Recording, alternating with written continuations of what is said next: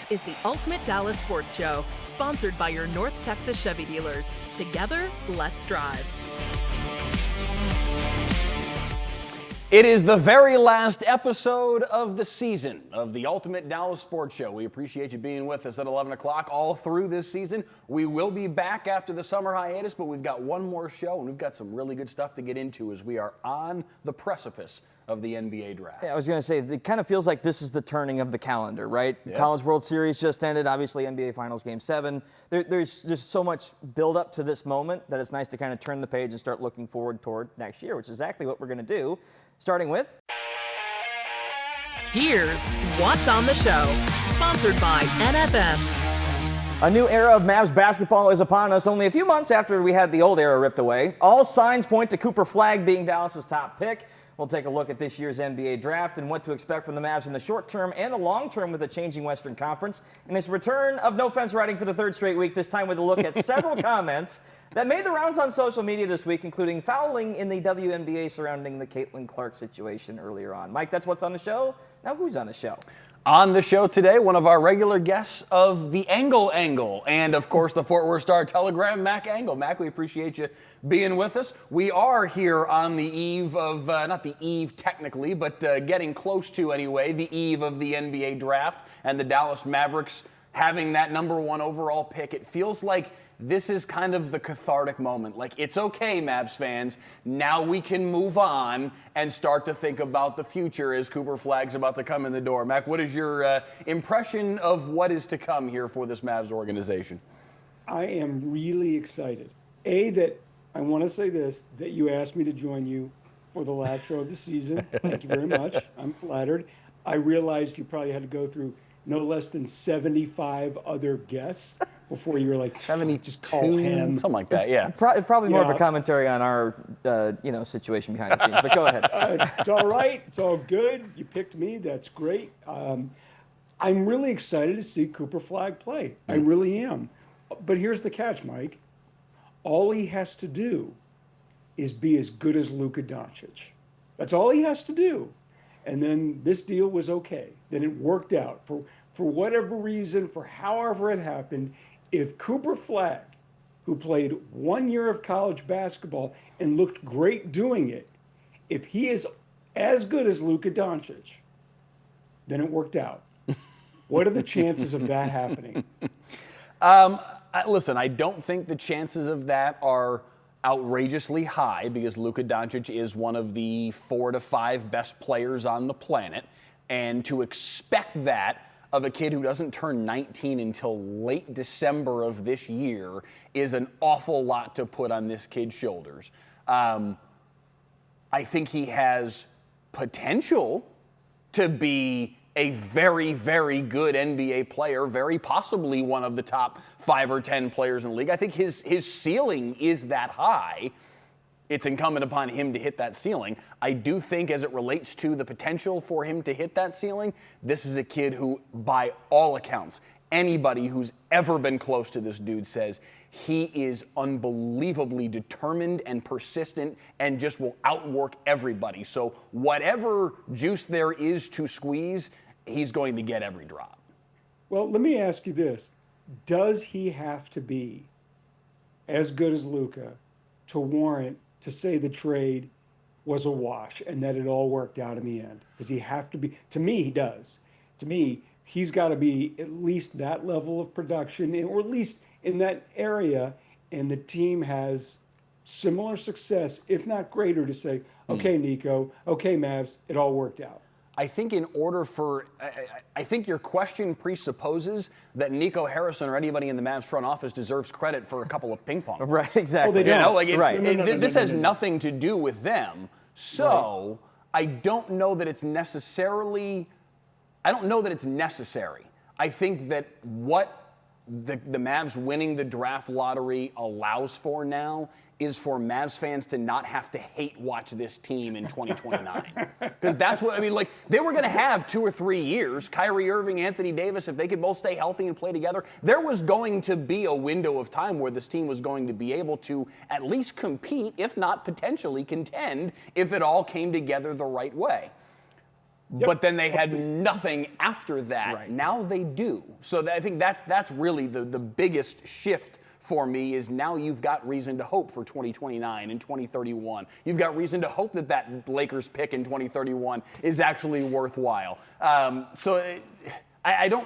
To me, he doesn't have to be. I guess to answer your question, no. I don't think he has to be Luka good for this to ultimately work out. And I don't think, frankly, that the fact that the Mavs won the draft lottery should change Mavs fans' opinions about Nico or the front office either. So let me jump in here and say the bar that Luka left, as much as it is great from an offensive perspective and a day-to-day excellence perspective, like he gave us incredible memories, there wasn't an MVP, there wasn't an NBA title. Cooper Flagg is on a team that, by all accounts from the 3 quarters that we got out of it last year, that everyone keeps saying can build up toward that. And there won't be as much pressure on him because he's falling in behind guys that have experience in those situations. Even with Kyrie injured, if he comes back midway late toward the end of the season, that team is still going to be at least relatively competitive in an up and down Western Conference. And we'll delve more into the conference here in a little bit. I just mean that I don't feel like the pressure will be on Flagg early in his career. It'll be on later once a lot of these older guys flesh out. But at least for the short term, he's got a chance to really kind of establish himself with the weight of the world not necessarily hanging on it. He's going to feel like it is because, as Max has been pointing out, it's like he's going to feel like he has to fit into Luka's shoes. But Luka only put, realistically, 1 trophy case in the entire collection around here. So I don't necessarily think it's asking a lot to sit there and think, can you make it back to the Western Conference Final and do well? I feel like that's at least a reasonable way to look at the first couple of years of his term here in Dallas. I think when you look at Flagg or any rookie, when was the last time an NBA rookie walked through the door and really was a significant difference maker on that team in an extended playoff run? I can't think of them.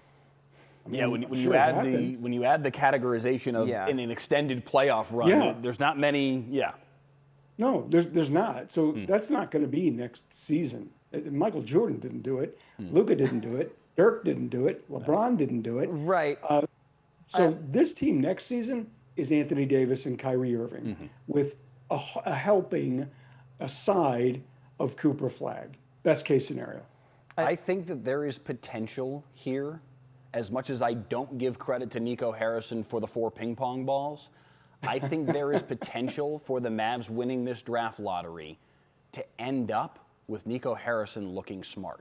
Even though it may not necessarily be his doing, I think Cooper Flagg fits a lot of what he stated when he made the trade that he wanted. Cooper Flagg is an outrageously good defender. He may not step in the door and be an offensive major difference. He's not going to shoot 15, 20 shots a game. He's not going to be the focal point of the offense. He's going to step in the door and be a difference maker on the defensive end of the floor. And he's going to step in the door being a guy that plays at 11 nonstop. Those are 2 things that are very high on the Nico Harrison desire list, and he's going to make those 2 things look really good. And I think at the end of the day, a lot of being a GM in any of these leagues is on some level luck. He lucked into the number 1 pick, and he lucked into a guy that is going to play his brand of basketball at a really high level. And sometimes it just depends on the moves you make, specifically what we just saw today with Kevin Durant and the Rockets. We'll touch on that and the changing Western Conference coming up next on the Ultimate Dallas Sports Show. Today's headlines, sponsored by your North Texas Chevy dealers. The Texas Rangers come up short in their series finale against the Pirates, 8-3. They'll start a road series in Baltimore tomorrow at 5:35. LSU is back on top in college baseball, sweeping Coastal Carolina to win the College World Series, marking their 8th national championship. And Minjee Lee takes home the title in the KPMG Women's PGA Championship. She finished 3 strokes ahead of the field.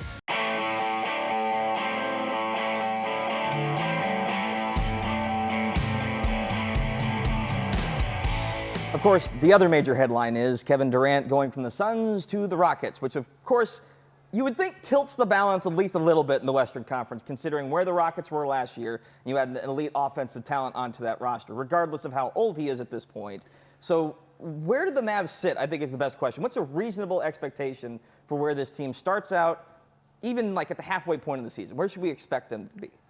Let me ask you a question to the 2 of you guys real quick, just to piggyback off the Kevin Durant of it all. Is he the centerpiece of a championship caliber team anymore?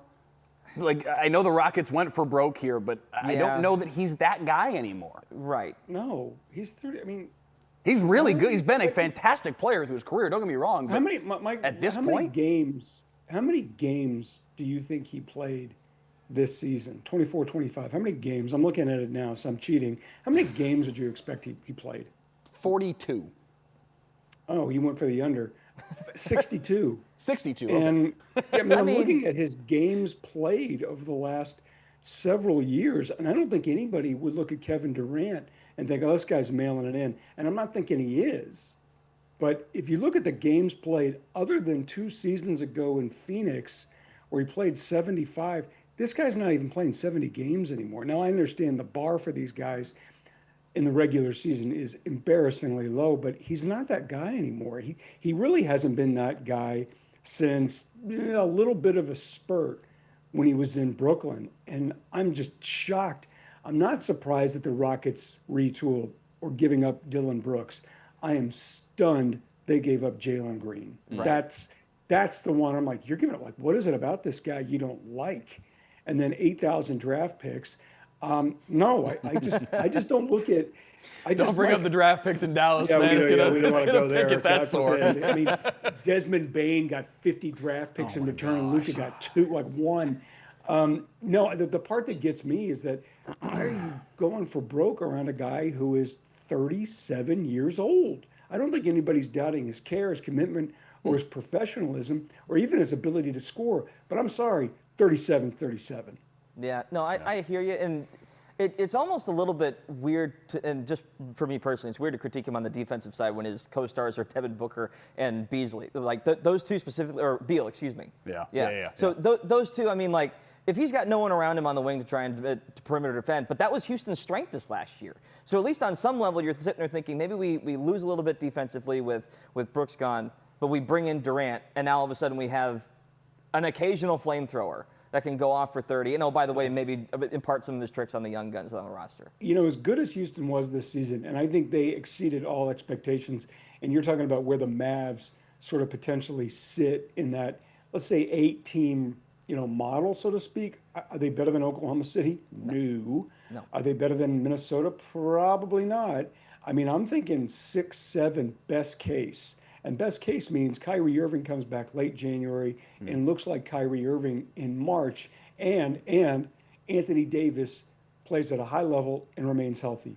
And Cooper Flagg is a good rookie. Okay, that's a lot to expect. So how much does the parity of the NBA switch things up? Because, again, we've got 6 seeds competing for the Western Conference Final. We've got lower seeds battling for the NBA Finals more recently. Heck, an 8th seed made it to the NBA Finals a couple of years ago. With the Heat, so, on some level, like, getting in is meant more now than it ever has before.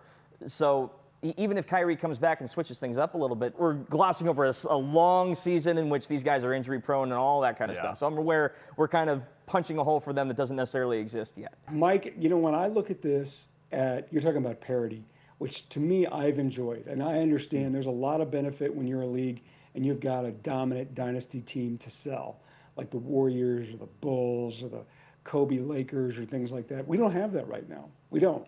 And to me, I kind of enjoy that. But if that's the way, look, we're not giving Oklahoma City its due. That's a really young team, and they're going to be together for a while. So how do the Mavs crack that shell, or even Minnesota to some degree? Because that's a pretty young team as well. I just look at it this window, the way they've built this team around 2 older guys who are terrific players. It could happen. I mean, those guys are really, really good. So it could happen. The thing that's always made me nervous about it and that trade from day one is banking on it. And there's one guy in this we haven't even acknowledged, and that is Luka Doncic and how he overtakes Los Angeles and whether or not the humiliation of being traded because he was a fat guy and out of shape and drinks more beer than water serves as a motivation to prove Nico Harrison and the Mavs were dead wrong. I'm going to edit that and move our faces away from. I'm kidding. We are talking about a young man's league, though, at this point. Look at the Thunder, look at the Pacers, look at the Timberwolves, even the Knicks to a certain extent. These are young teams that ended up in the Final Four in the NBA.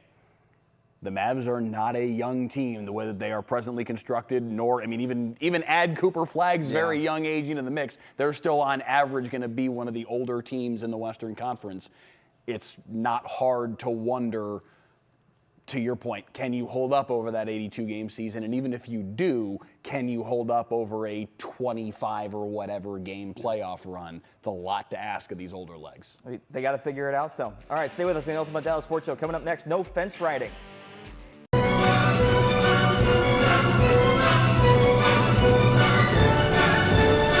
I swear it only keeps coming back because I love the music. Welcome back to the Ultimate Dallas Sports Show. Time now for everyone except Michelle's favorite game, no fence riding. I've got my eye this week on a series of statements surrounding sports personalities that caught the internet's attention.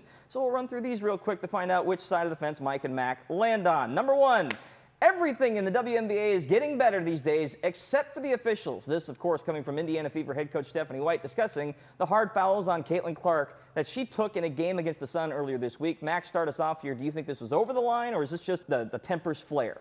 What did you think? I have no idea. I just know when I was a kid in the 80s and I watched the NBA with Michael Jordan, who was a pretty good player, he got his rear end kicked routinely by the Detroit Pistons, to the point where it was a book called The Jordan Rules, where an entire team's philosophy was to punish him every time he had the ball. And what's going on with Caitlin Clark is not about substandards officiating. It's about team strategy and saying, take her out. I don't care how you do it. That's sports. She doesn't like it. Tough. I like the way Sophie Cunningham handled it on the court. But the idea that this officiating is any better or any worse, I don't know. I mean, it's bad everywhere. It's really, really hard. And if they're griping about that, get over it. She's a meal ticket, but she's a great player. She's the fastest gun in the West, and teams and players specifically are going to do everything they can to take her out. Get over it. Mike? Yeah, listen, I can't proclaim to be an expert on the quality of WNBA officiating and whether it's any better or worse than it was 4 years ago. I think Mac is right that obviously a player of Clark's caliber is going to be a target. And I think that Mac's also right that, yeah, Sophie Cunningham, go get you some. That was awesome. Like that's how you defend your best player. That's what you do. If you're going to be in a situation like that where the other team's going to do that, you need Charles Oakley to go back. Yeah. You need somebody to come in and take care of the situation. Sophie Cunningham did that. So. Listen, did you see the play at first base a couple of days ago? I forget, it was a Tigers game where the ball was, 8 feet beyond. It was no question that the runner was safe, and he was called out. I mean, the officiating's bad kind of everywhere, so I feel for the gripe, because I think the gripe is everywhere, but the gripe is everywhere. The only thing I'll say is that it's funny that the WNBA is like, we need to be less physical, and everyone is screaming for the NBA to be more physical. All right, moving on here to the second statement. This was prevalent after the Alcaraz Center French Open Marathon. Tennis players are the best total athletes of any sports. And I'm going to leave best athlete open to interpretation for you guys based on your own standards here. Mike, which side of the fence do you land on here? Do you agree, or is there someone else you'd like to nominate? Yeah, no, I'm not going to. I mean, listen, tennis players are fantastic, and that French Open final was awesome. So I'm not trying to take anything away from tennis players, but best athletes on the planet, I'm going either NBA players or NFL cornerbacks. The sheer athleticism required to stay with a CeeDee Lamb 70 snaps a game, that's extremely hard. And then you look at the things that a LeBron, a Giannis, a Victor Wembanyama do on the floor. That's, Anthony Edwards. I mean, the athleticism in the NBA is in my mind, as good as it gets. Mac? No, I'm not giving it to pro tennis players. And I think one thing that everybody has to stop and recognize in this debate, if you are a professional athlete in any sport, you are an exceptional athlete. And you can probably walk onto any court or any field or any floor in any sport and do very, very well in any of them. I have noticed that time and again. You could find a hockey player and they're great on a golf course, or they might be really good on a basketball court. They're good. They may not be the best, but they're good in any of them because they are so athletic compared to just the average Joe. I was going to say, the only exception, try getting those professional athletes into the pool and see what they do. All right, finally here, number 3. LeBron James used his podcast to take aim at ring culture, saying that they're a team accomplishment and that rings shouldn't be all, end all. Mac, different setup this time for you. Is this more of a problem with the message or the messenger? I don't have any problem with either one. I like LeBron James a lot. I think he's been great for the sport. I understand he says things sometimes that make people upset, but the fact that he makes himself available and he puts himself out there routinely, I give him a lot of credit for it. I look at all the expectations that were heaped on him when he was a teenager, and the fact that he exceeded them is remarkable. I think he's right. I do think I think our priorities are a little messed up sometimes about ring culture. Would we love Dirk Nowitzki any less had he not won a ring?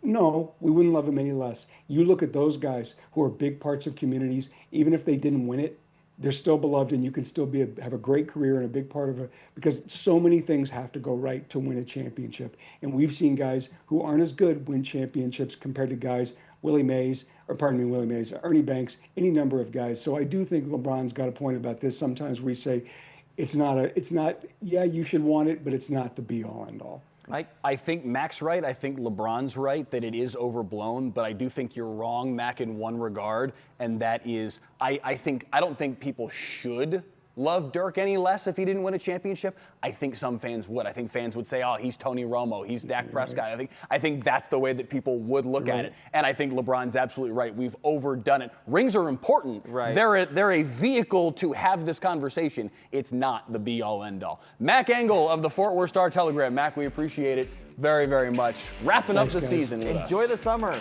Stay with us. Thank Mike's you. Final Take coming up next.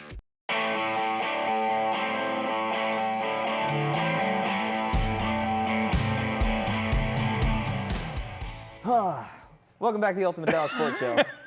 I'm trying to figure out where I'm going with this because Mike just spent the last couple seconds trying to figure out what he's about to say here. Listen, we're ready for summer. I think that's where we all are. All right? Mike's Final Take.